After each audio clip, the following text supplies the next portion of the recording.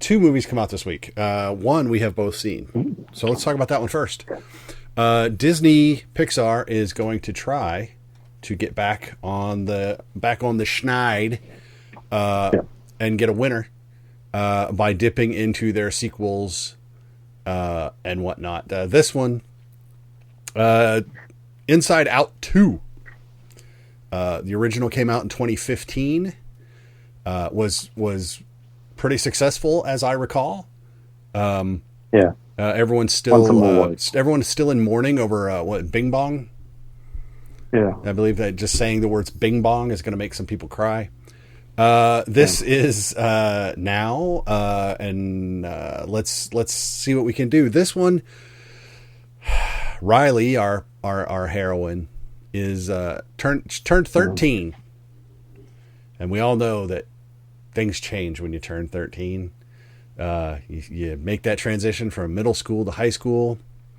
If you're Riley, you're a super hockey player and you're worried about making the high school hockey team, even though you live in San Francisco, which feels weird to me.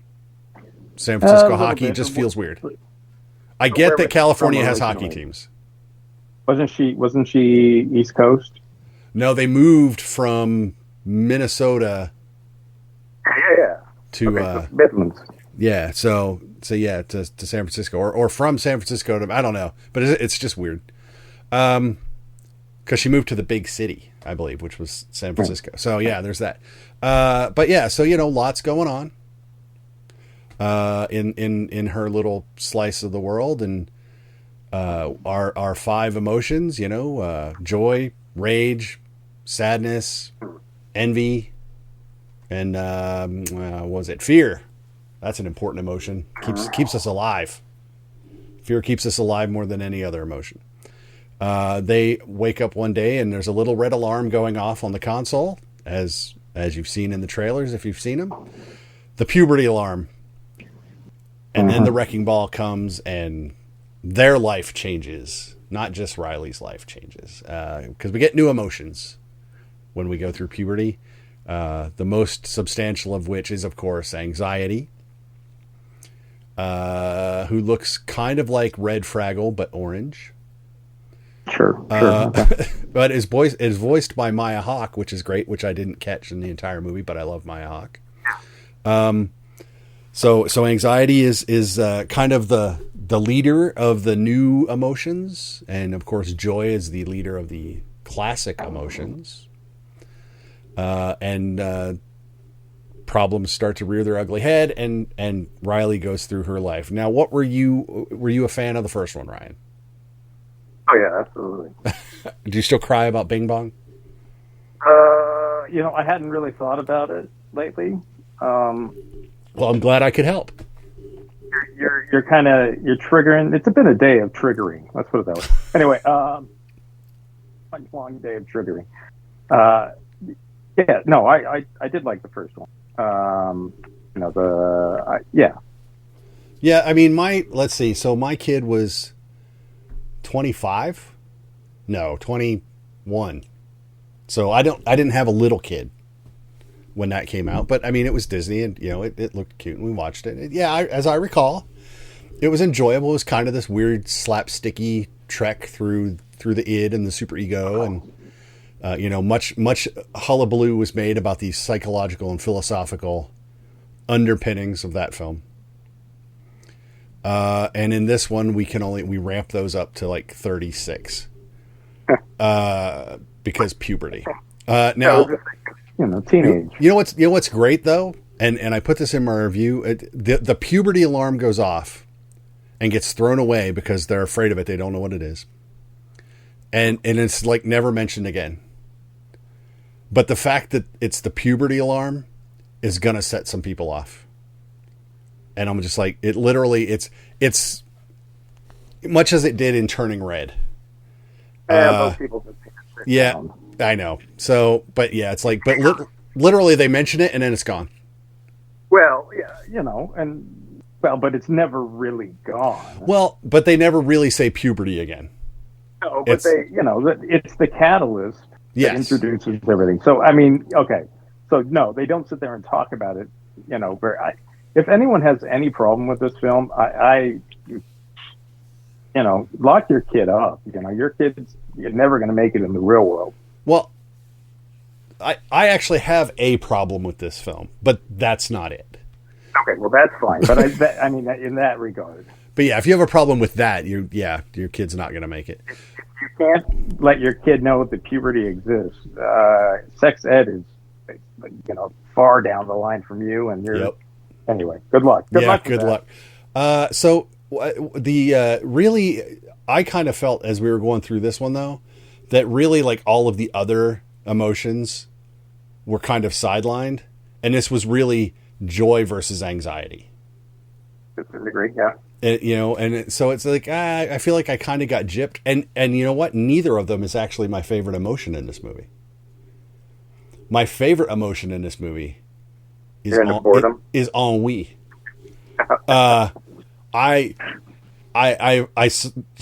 Ennui came on screen, and I was like, oh my god! And it took one action, and I was like, oh, that's my favorite, because it does nothing except critically correct every situation that she deigns to involve herself in. If she could be bothered to get off the couch, or not even get off the couch because console app on her phone, but if she deigns to become involved, she just fixes the problem. And I was just like, I love ennui. I think that was the best emotion for me in this entire thing. Yeah, so Riley's turning 13. She's going to high school. She gets invited to hockey camp by the high school coach of the high school she's going to go to. Anxiety rears its ugly head, as it does. She's going to lose her two best friends to another high school, because that happens in the real life. So it becomes a battle of who is Riley. And Joy is of the mind that Riley is the person that started the film, and anxiety is of the mind that Riley needs to be someone completely different to survive what's about to happen.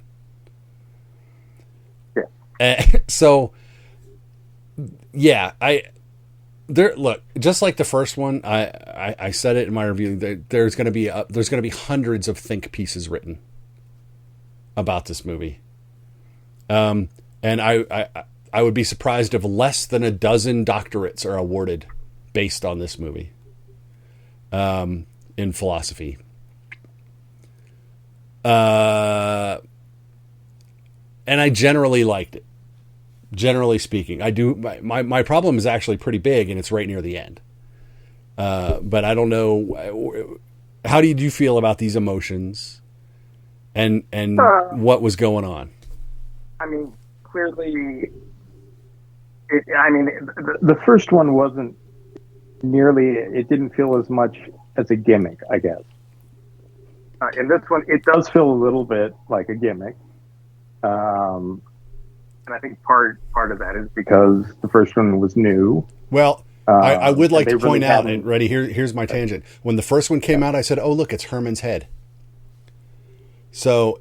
Go Google that. You'd actually, I was going to say, there's nobody who listens to this podcast who knows what that is.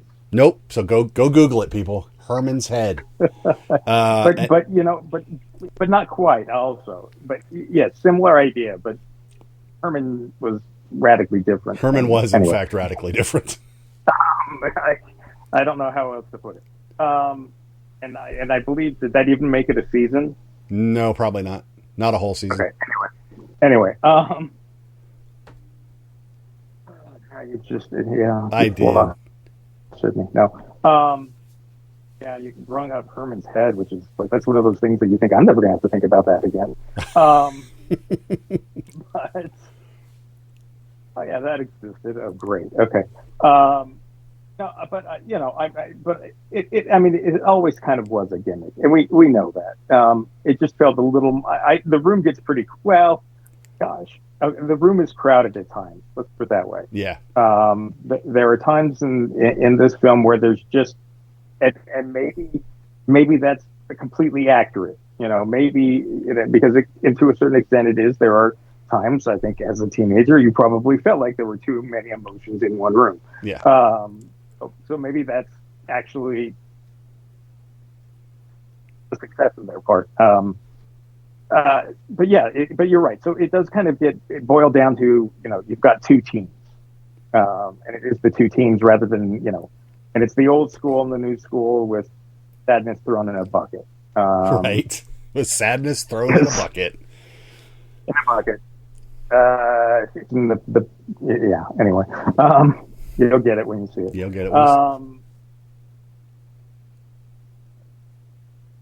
it. I generally really like this film, actually. I yes. Is there things that I can point at, and I don't know if that worked as well, or but generally speaking, I like what they're doing. I like a lot of the ideas.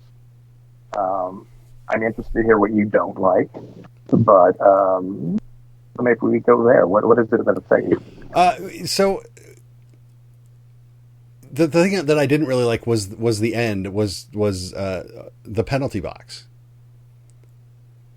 because they I mean, that was like a really dark sequence, because they drive this poor girl to the brink of a heart attack, a psychotic break, because we literally have dueling identities. Oh, yeah. There's a hint of schizophrenia going on. I mean, it's that whole penalty box sequence is just terrifying. Of course, but there's also, I mean, I don't mind that, because I think being a kid sometimes is terrifying, and figuring out who you are is terrifying. And I think ultimately what the film has to say about who are we, how are we defined? Is it just the happy moments? Is it just the negative moments? What is it?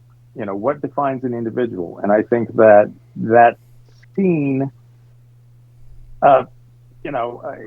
is what happens if, well, maybe this is what it is. What happens when you don't allow your child to see what the world is, or doesn't allow your child, don't allow your child to have those ups and those downs. And man, you know what that tells me?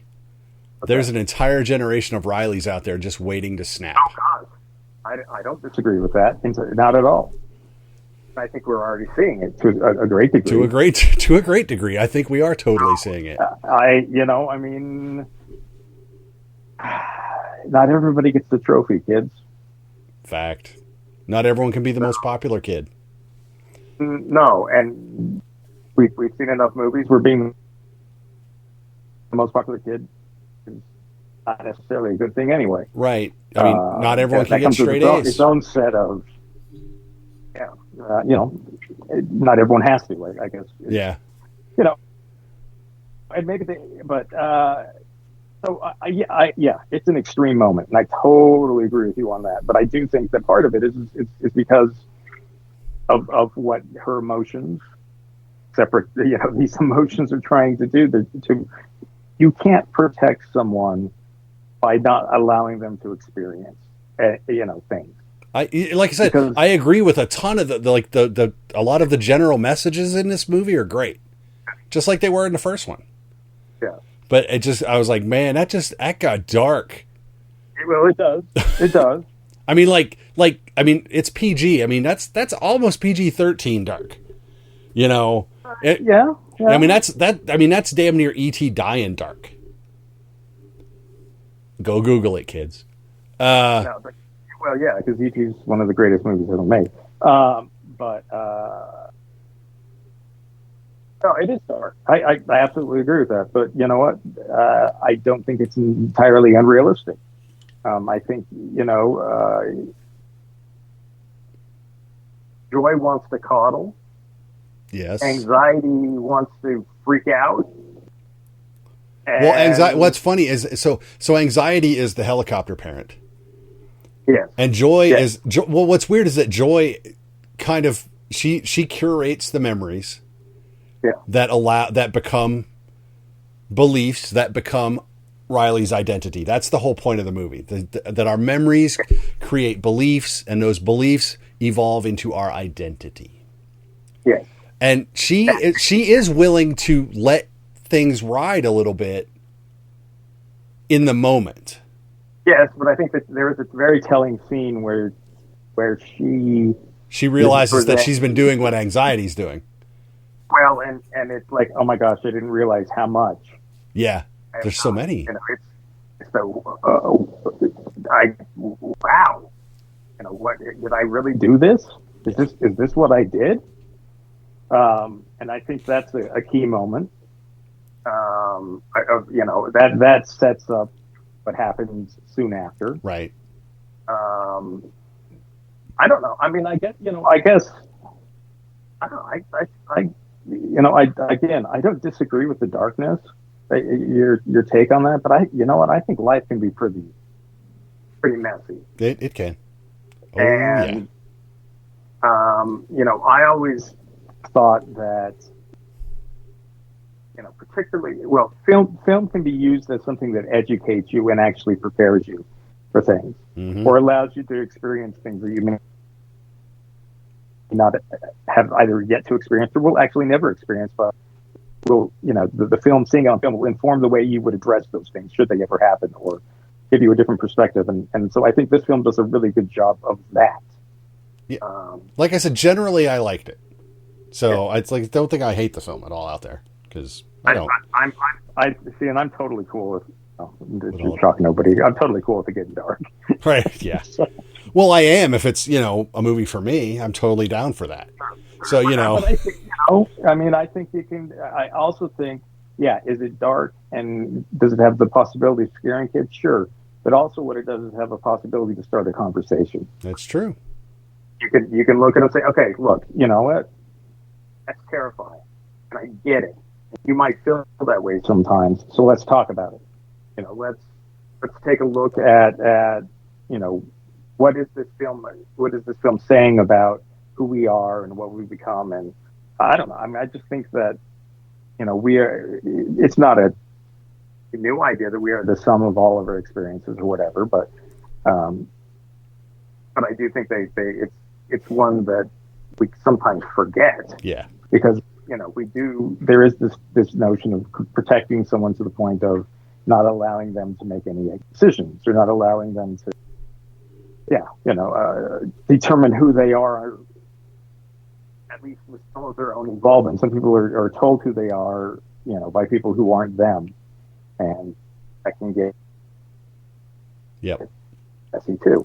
I don't know. Anyway, so yeah, was it intense? It's absolutely intense, but I also think that what happens in that scene is, I don't want to give too much away here, but there is an act of kindness that happens that helps, end that darkness. Yeah. And I do think also it's not a bad idea. That's that, you know what? We don't have to do this completely on our own. You know, who you pick to surround yourself with may have a massive impact on, you know, the way things turn out. That has always been true and will always be true. I kind of dug that aspect of it. Yeah. No, like I said, yeah, there's a lot of good in this. Like I said, so, but just, be aware out there. I don't want people to, I mean, at some point it's just like, no, please don't, you know, write too much about, I mean, let the film be the film. Right. I mean, the film has a lot to say. I don't know that we really need to hyper analyze it. I'm sure people will, but they are. They will. You know, but I don't know. I just walked out of this a few minutes ago, so I didn't really have any time to go, what do I think necessarily, you know, with any sort of. I didn't spend a lot of time thinking about it. So, but I almost think that sometimes we think about films way too much. Right. Sometimes they're just movies. Well, and sometimes, even if they're not just movies, because I don't know that this is just a movie, but I think this is a film that, you know,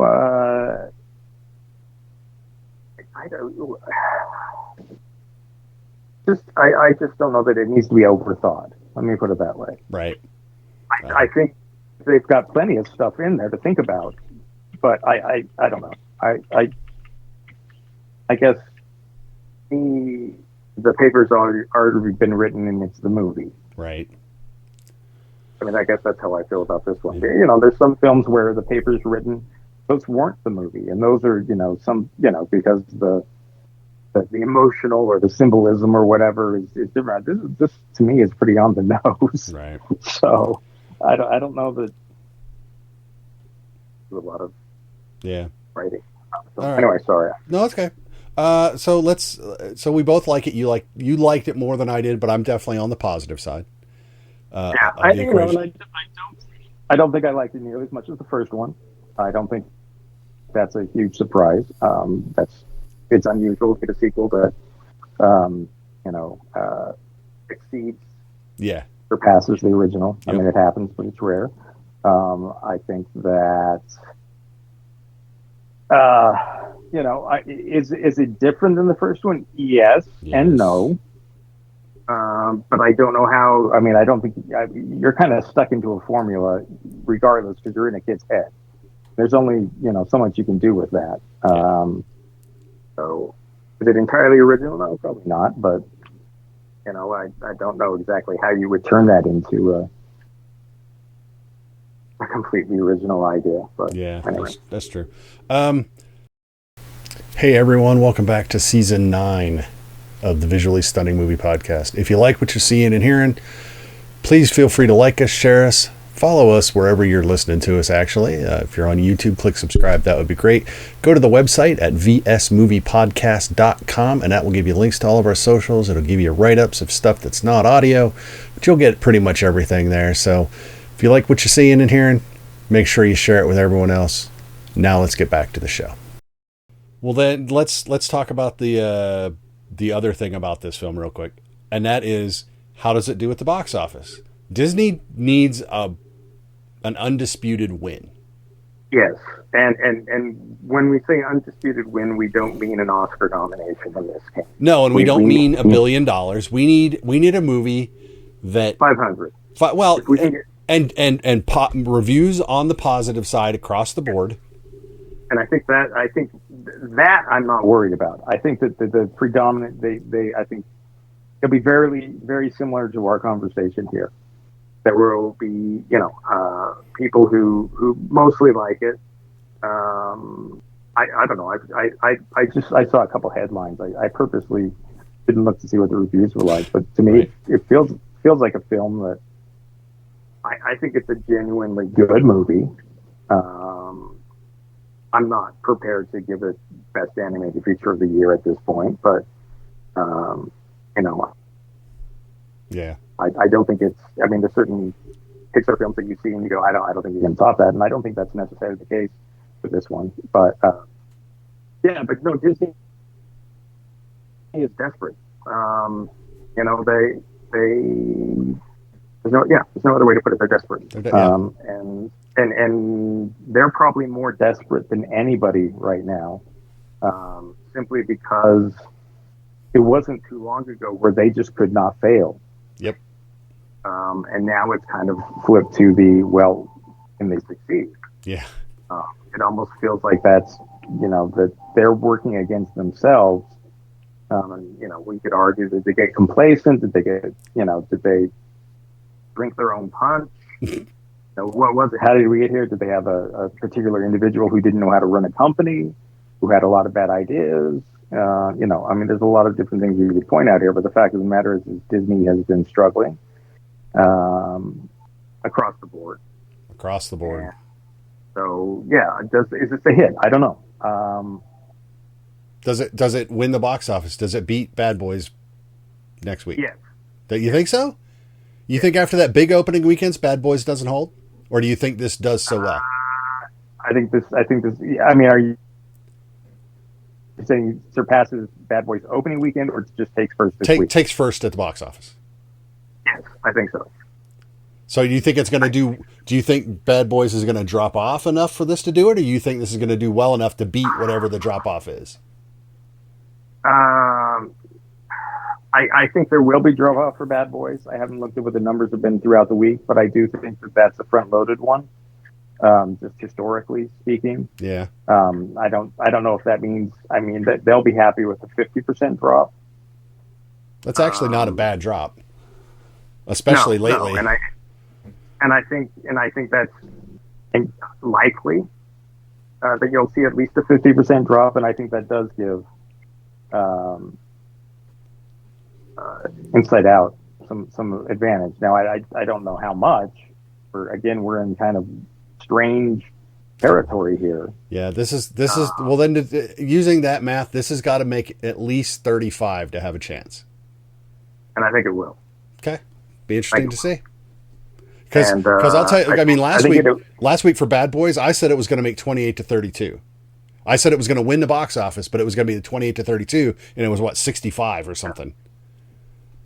Yeah. And I don't look. It's summer. It's hot outside. Don't underestimate the power of air conditioning. Of that. Yep. Yeah. Fact. So, here in Salt Lake, we're hitting our 100 degrees for the first time this year, and guarantee you that's going to be a motivating factor for people to be like, you know what, I don't want to be stuck in my house. I don't, the theaters are always cold. Always. So. It could be January and they're cold. The AC goes out and then it's boiling. But we'll just hope for the air conditioning. But no, I think with it being summer now, all the kids are out of school for the most part. I guess all in the most part is contradictory, but. Well, you know what? I think if this does win the box office, I think it's the first one they've had in a while. Because I don't even think Wish. No, I don't think it is either. Won the box office. I think this will do far better than Garfield. Really? Yeah, I do. Yeah. Huh. That's interesting. And I think part of that is because you have adults that are interested as well as kids. That's true. I think adults are going to be less likely to figure a reason why they can't go. Right. I think there's genuine, let's go see that. Right. It seems a less objectionable movie to take your kids to because it's a sequel. Well, and yeah. Of a known and liked film. Yes. So, yeah. But again, Disney needs a win too. We'll see. They do, and I think this gets them. I don't know if they get a major win out of this. We'll have to see how that holds and et cetera, et cetera. I don't. We're still trying to figure out what the modern cinema, what a hit is, and what should our expectations actually be. Right. Well, you know what though? I think next month we get an idea when Deadpool and Wolverine comes out. Well, yeah.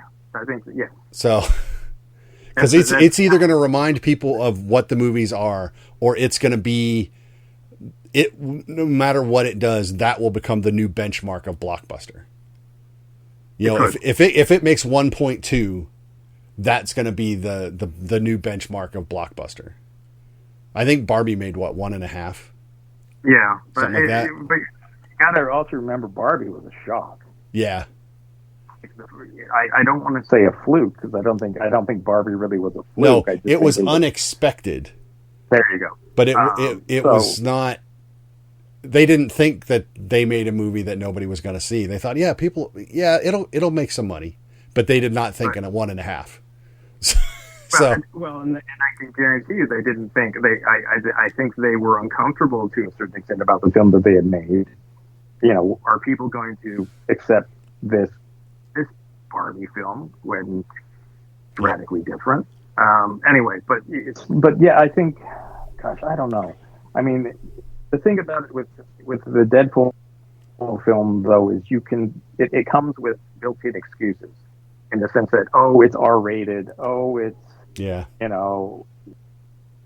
it's not really part of it is part, but it's not really part of that Marvel universe, a holdover, but you're shoehorning it in, or however. I mean, there are instant excuses that film will have, but we'll see. Yeah. Yep, it'll be interesting to see.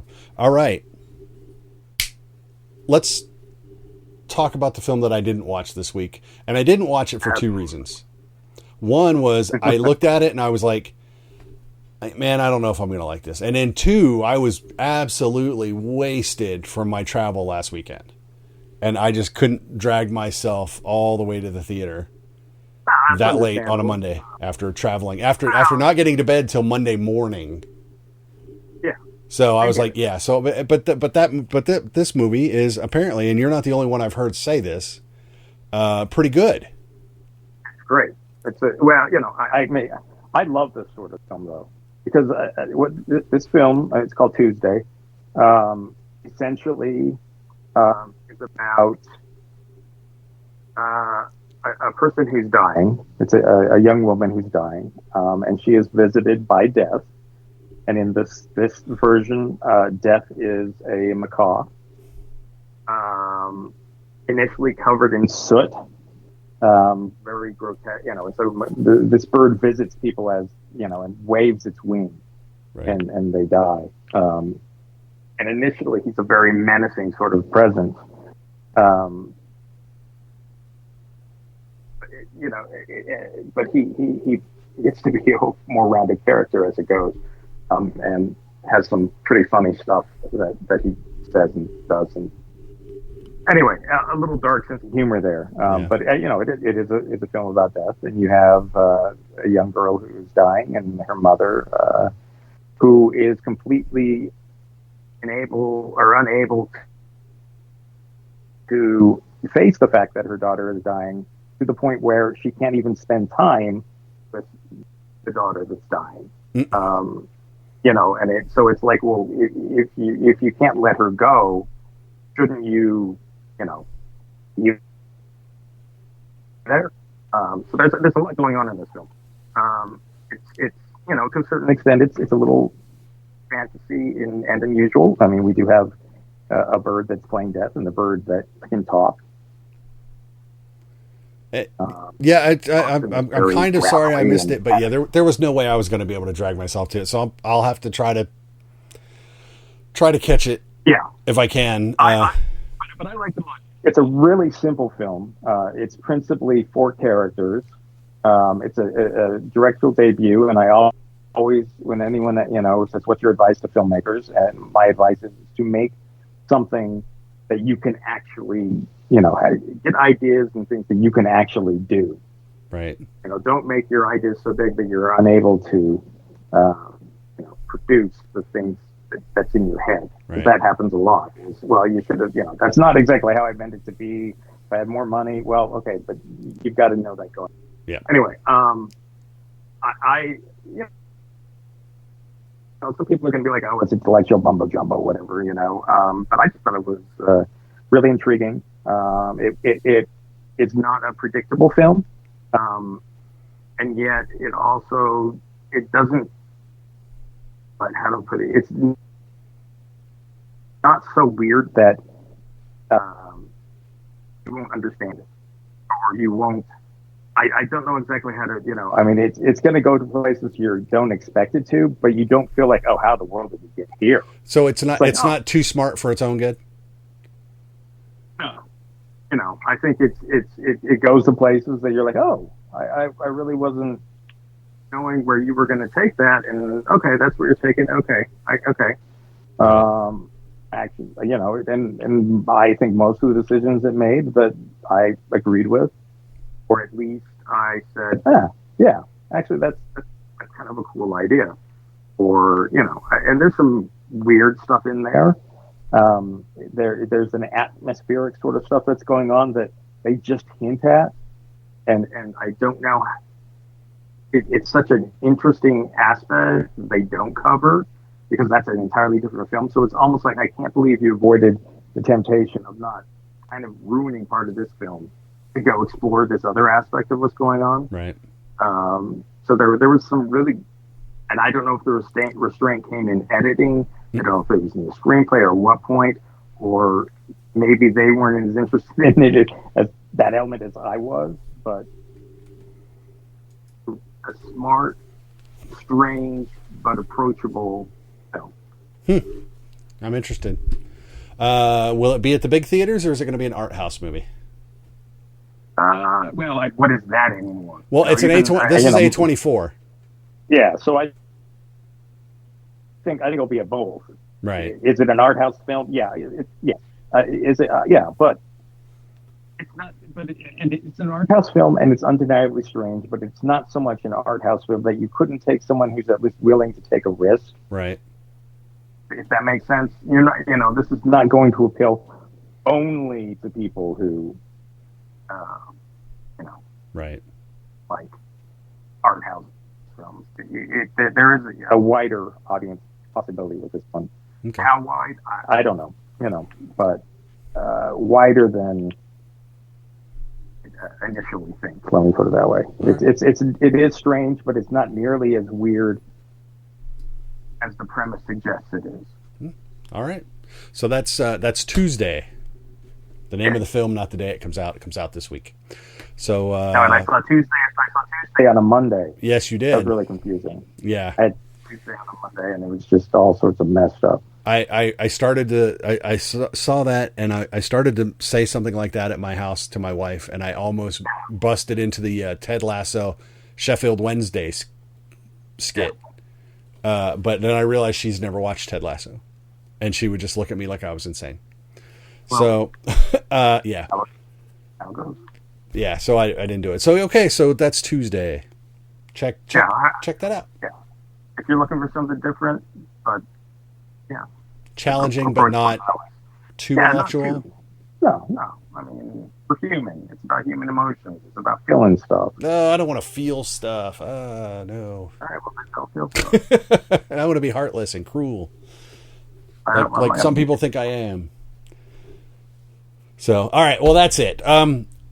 Next week we have one film to watch in theaters. We have a couple the week after that. We have a couple the week after. Actually, the week after that. The next 2 weeks look pretty good.